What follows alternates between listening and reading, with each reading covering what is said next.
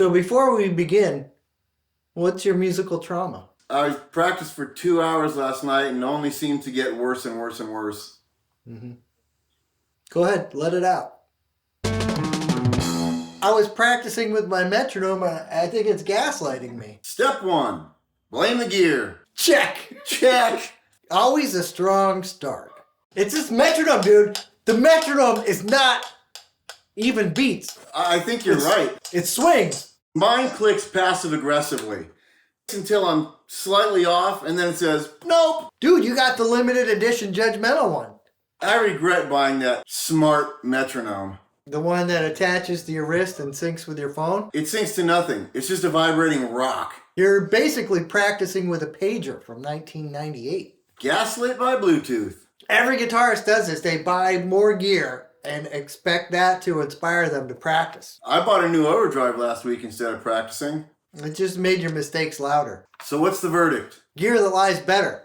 Let me get on reverb. We're not improving, just upgrading the excuses. If you're ever feeling bad about your playing, Which you do every day.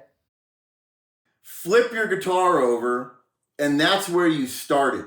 Let's do it. Go to the upside down. Stranger strings. Okay, what am I playing? Play a C7 chord anywhere. Let me see. Just get the essence of the chord. I think that's it. That's about where I started. I'll give it a go. That one's okay. Do it. Same You're thing? not upside down, are you? No, stay lefty. Yeah, stay upside down. It is weird because the strings aren't in the right place. Oh! That wasn't it. Oh, dude, you're in trouble. That was a C sus. So what do I gotta think do? there's- Left Play a hand. pentatonic scale upside down like that.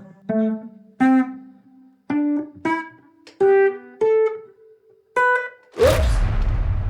I can't even do Okay, that. now you get double penalized. All right. We'll play a chord. Let's play a C13. A C13? C13. That's not C. Hey, that sounds pretty good, doesn't it? You cheat. If you had flipped that around before I looked back, I would have never known. Well, I wanted you to see that I was cheating. Can I put my hands this way? Holy stromboli. You can come up with some good chords this way. I think that's how a lot of people write their music. It's hard to even turn your volume down left-handed. Oh. I need some detoxing. A minor. Just give 7. Huh? My hand won't even reach around this neck. I have no idea.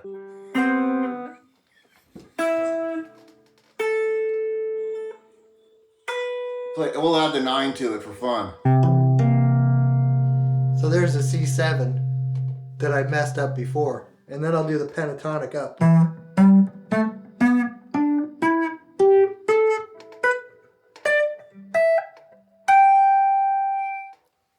Not bad.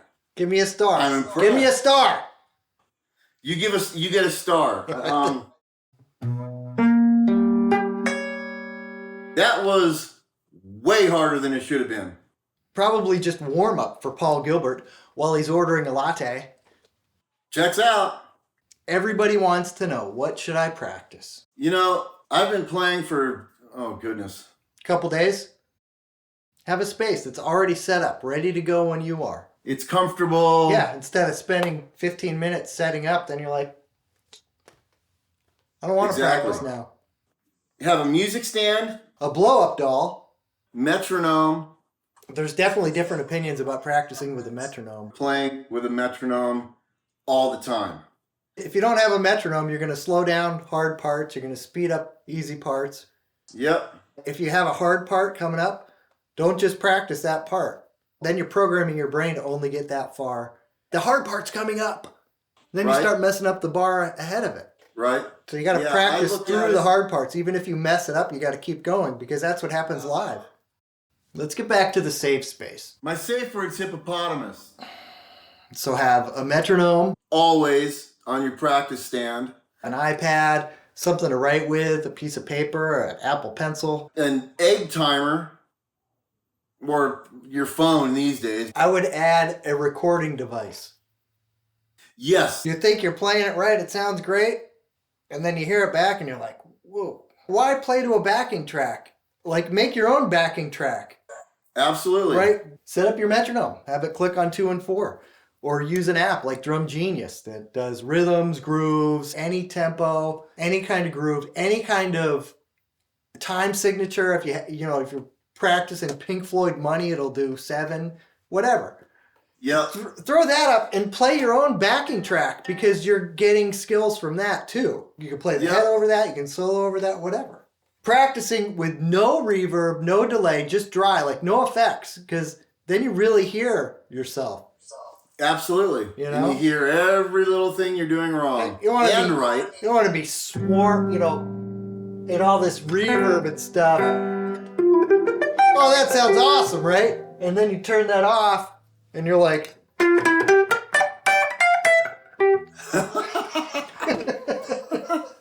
Exactly. I love that. Practice is preparing for a live situation, right? And really, we're a rhythm instrument. Yep. But we're also a melodic instrument. So it's about keeping down the rhythm and being able to read rhythms and then creating melodies. You're like a Swiss Army knife with half the tools missing. So what I'm doing when I'm practicing is just having stuff in my tool bag. I'm just stuffing my bag full of stuff. Right. In the situation when I'm with a band or auditioning or, on like a pickup gig or something, I've got this bag of tricks I do something kind of similar, but it's through transcriptions. You learn the whole solo and you learn these little licks and you put them in your vocabulary. Mm-hmm. And then, after a while, you make them your own. Yes. Right? Like, okay, little Charlie Parker thing, but then you change it into something else, and then that's your lick. And because you transcribe the solo, I know this is over a D minor chord. Exactly. So, over practicing, like Yngwie. Spend 5-10 minutes on something, then move on. Don't get bogged down. Don't spend too much time on one thing. Spread it out. Spend some time on technique, on theory, on sight reading. Build your repertoire. Learn a new tune. And spend some time improvising. That's important. I could spend 2 hours on one tune and then tomorrow it'll be like starting all over again. Just keep it consistent. And if you can block out the same time every day, make it part of your routine, great. If you can't, have a guitar by your bed and just noodle for 15 minutes before you go to sleep. Alex Lifeson has a guitar in his bedroom and he plays every night before he goes to bed. Just practice getting out of your head when you play. Anything goes, man. That's the way I look at it. Yeah, you got a lot of anything goes where you're coming from. Because when you're on stage, you're going to hit a wrong note. Don't let anybody know it. Never tell anybody you messed up after a performance, right? Because A, they may not have known you messed up. And B, if they didn't know you messed up and now you tell them that you did, then they're like, oh, maybe I don't know anything. Maybe I can't judge anything. Maybe this guy sucks. And interesting. To prove that point, some of the worst solos I played, people have come up afterwards and said, dude, I really liked what you did on that Stevie Wonder song. They're like, wow, yeah. And I'm always just like, thank you. I'm always just like grateful, thank you. If you land on the right note at the end, it's all about resolving it. It's like boom. It's like a Dom 7 chord. You can play anything you want. Yep. Right? Over the 5, play anything you want. Laura Passarelli told me that. She's like, you're only a half step away from the right note. Just land in the right spot and people will think you rocked it. And you did. And the other best bit of advice that I learned, I didn't learn, I just do it. If something sounds wrong, I just throw a dirty look at the bass player.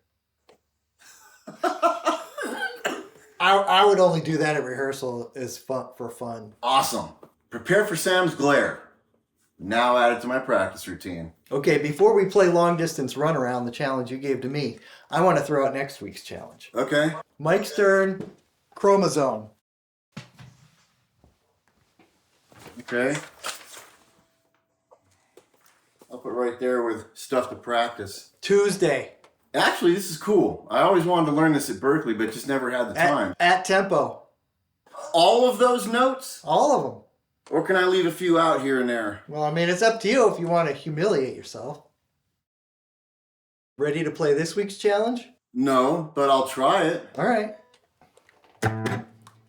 76, right?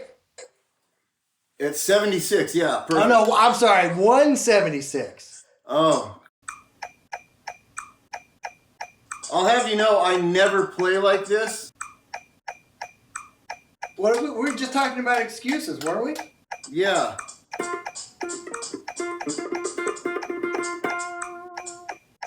One, two, three, four.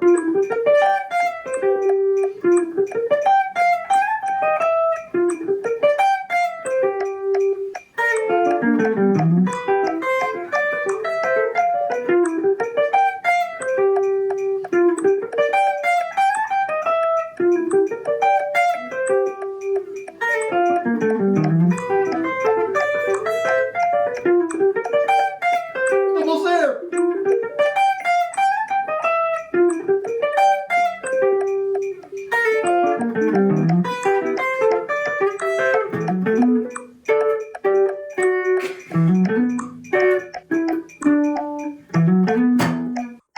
We did it, dude. Good job. That was fun.